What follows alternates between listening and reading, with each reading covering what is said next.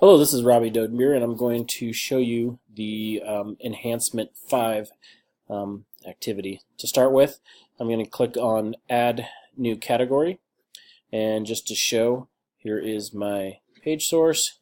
I'm going to copy that, paste that into a validator, check. As you can see, green. Coming back over here, I have two CSS files. Here's my main CSS.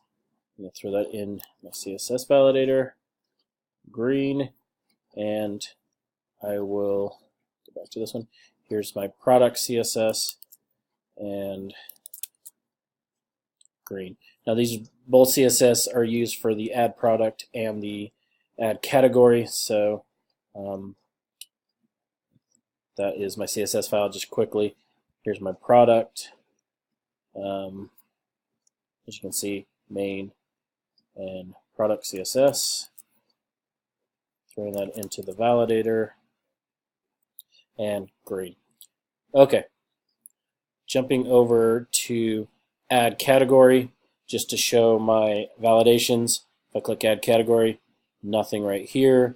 If I click on no validate, add category, you can see that did validate server side and client side. Jumping to product, there's a lot more involved with this one. If I just hit add product, it's going to just start at the top. I'll just show you as I go down. It's going to continue to ask. And I'm going to put a faulty price in here with a letter instead of a number. You can see here, please flash. If I do the no validate, it will also stop it, and as you can see, my values are sticky. I'm going to go ahead and put in a real price. I'm just going to put in some numbers. See, add product, it's continuing on. I do the no validate. As you can see, it's keeping all these values in there. Just type in a vendor name, primary material, just test across.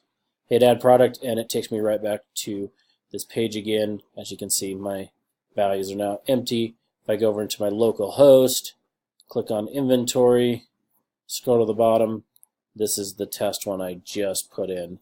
You can see that worked successfully. So that is my video. Thanks for watching.